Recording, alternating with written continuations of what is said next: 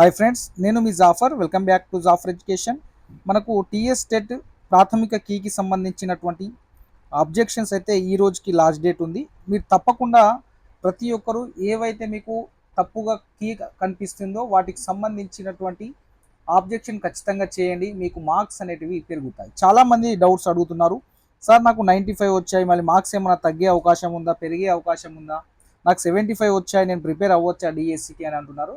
So normalisation ఉంటుందా ఉండదా అనేది ఇప్పటివరకు క్లారిటీ అయితే లేదు. నార్మలైజేషన్ చేయాలా చేయొద్దు అనేది ప్రభుత్వం అనేది ఇష్టం ఉంటుంది. వారు చేస్తే చేయొచ్చు, లేకుంటే లేదు. ఒకవేళ నార్మలైజేషన్ చేస్తే ప్రతి ఒక్కరికి 3 నుంచి 5 మార్కుల తేడా అనేది ఉంటుంది. అంటే 3 నుంచి 5 మార్కులలో మీకు 3 మార్కులు కలవచ్చును, లేదా తగ్గవచ్చును, లేదా 5 మార్కులు కలవచ్చును, లేదా తగ్గవచ్చును. సో ఆ యొక్క డిఫరెంట్ ఉంటుంది.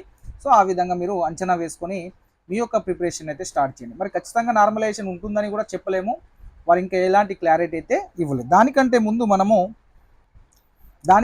మనము ప్రిలిమినరీ కీని, ప్రాథమిక కీని మనం పరిశీలించినట్లయితే ప్రతి సెషన్లో దాదాపుగా ఒక 3 నుంచి 5 ప్రశ్నలకు కీ అనేది అయితే రాంగ్ అయితే ఉండడం అయితే జరిగింది. అయితే వాటిని మనం క్వశ్చన్ చేస్తే తప్ప మనకు యాడ్ అయ్యే అవకాశం లేదు. అన్నిటికీ రాంగ్ కీ ఏదైతే ఉందో వాటన్నిటికీ ఎవరొక్కరు కూడా ఆబ్జెక్షన్ చేసిన కరెక్ట్గా ఆ యొక్క స్కోర్ అనేది, అంటే కీ చేంజ్ చేయడం కానివ్వండి, అవుట్ ఆఫ్ సిలబస్ ఉంటే యాడ్ స్కోర్ కానీ ఇవ్వడం అనేది జరుగుతుంది. కాబట్టి ప్రతి సెషన్ వాళ్ళు మీ యొక్క ర్యాంక్కి ఉన్నటువంటి ఏవైతే ఉన్నాయో వాటిని తప్పకుండా మీరు ఆబ్జెక్షన్ చేయండి. ఈరోజే లాస్ట్ డేట్ ఉంది.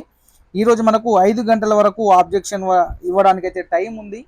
5 తారీఖు 5 గంటల వరకు మీకు టైం ఉంది. ఈ టైంని మీరు సద్వినియోగం చేసుకొని మీకు ఏమేమి రాంగ్ క్వశ్చన్స్ ఉన్నాయో ఆల్రెడీ గ్రూప్స్లలో షేర్ చేయడం కూడా జరిగింది. సో వాటి ప్రూఫ్స్ ఉన్నాయి. అక్కడ ప్రూఫ్స్ మెన్షన్ చేయాల్సి ఉంటుంది. అంటే పేజీ నెంబర్ని మనం మెన్షన్ చేయాల్సి ఉంటుంది. చూసుకున్నట్లయితే ఇక్కడ మీరు ఆబ్జెక్షన్ని ఇది మొబైల్ ఫోన్లో మాత్రమే ఓపెన్ అవ్వట్లేదు.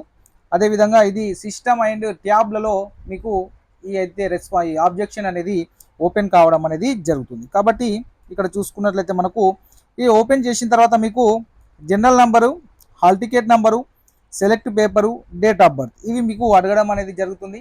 ఇవి అడిగిన తర్వాత మీకు ఓపెన్ కావడం జరుగుతుంది. ఓపెన్ అయిన తర్వాత అక్కడ మీరు ఏ క్వశ్చన్స్ చేంజ్ చేసుకోవాలి, కరెక్ట్ ఆన్సర్ ఏముంది, మీకు కీలో ఏముంది, ఆ కీ యొక్క ఫర్ ఎగ్జాంపుల్ మీకు ఆ క్వశ్చన్ నెంబర్ ఉంటుంది. క్వశ్చన్ నెంబర్తో పాటు దాని యొక్క ఐడి కూడా ఉంటుంది. ఐడిని కూడా ఎంటర్ చేయాల్సి అయితే ఉంటుంది. అదైన తర్వాత మీరు మీ యొక్క ఆబ్జెక్షన్ని ఏ పేజీ నెంబర్లో ఆ క్వశ్చన్కి ఆన్సర్ ఉందో అది మెన్షన్ చేయండి. అవుట్ ఆఫ్ సిలబస్ అయితే ఈ పేజీ నెంబర్ ఏం కూడా మెన్షన్ చేయాల్సిన అవసరం లేదు. అవుట్ ఆఫ్ సిలబస్ అనే ఆప్షన్ మనము ఎంచుకోవాల్సి ఉంటుంది. అదర్ సిలబస్ అనేది దాన్ని మీరు ఎంచుకొని మీరైతే ఈజీగా చేసుకోవచ్చు. కానీ తప్పకుండా మీ యొక్క స్కోర్ అనేది పెరుగుతుంది. ఇప్పుడు వచ్చినటువంటి ఫర్ ఎగ్జాంపుల్ 74 మార్కులు వచ్చిన వాళ్ళకు ఒక 2 లేదా 3 మార్కులు ఖచ్చితంగా కీ చేంజ్ కావడం కానీ యాడ్ స్కోర్ కావడం కానీ జరుగుతుంది.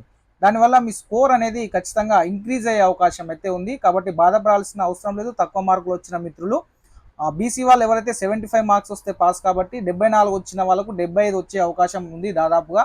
కాబట్టి మీరు టెన్షన్ పడకండి. మనం ఒక 1 వీక్ ఆగితే మనకు రిజల్ట్ కూడా వస్తుంది. సో ఆ లోపు మీ యొక్క ప్రిపరేషన్ అయితే డిఎస్సి ప్రిపరేషన్ అయితే మీరైతే స్టార్ట్ చేయండి. మరి నార్మలైజేషన్ ఉంటుందా అంటే దాని మీద క్లారిటీ ఇప్పటివరకు ఇవ్వలేదు. వాళ్ళు చేస్తారో లేదో డౌట్గా ఉంది. సో చేయకుండా చేసినా మీ యొక్క స్కోర్ అయితే ప్రతి సెషన్లో దాదాపుగా 5 ప్రశ్నలు రాంగ్కి ఇవ్వడం జరిగింది. సో వాటికి సంబంధించినటువంటి మీరు ఆబ్జెక్షన్ ఏ ఒక్కరు చేసినా దాన్ని కన్సిడర్ చేయడం జరుగుతుంది, ఖచ్చితంగా కరెక్ట్ ఉంటే. కాబట్టి చాలా ఎక్కువ మంది దీన్ని ఆబ్జెక్షన్ చేస్తే మీకు అంత బెటర్గా ఉండే అవకాశం ఉంటుంది. కాబట్టి తప్పకుండా మీరంతా ఈరోజు సాయంత్రం 5 గంటలలోపు మీ యొక్క ఆబ్జెక్షన్ని తెలియజేయండి. మీకు ఒక 3 నుంచి 5 మార్కులు యాడ్ అయ్యే అవకాశం ఉంటుంది ప్రతి ఒక్కరికి. కాబట్టి ఈ యొక్క పనిని మీరు చేసుకొని మీ స్కోర్ని మీరు పెంచుకునే విధంగా చూసుకోండి. Thank you so much.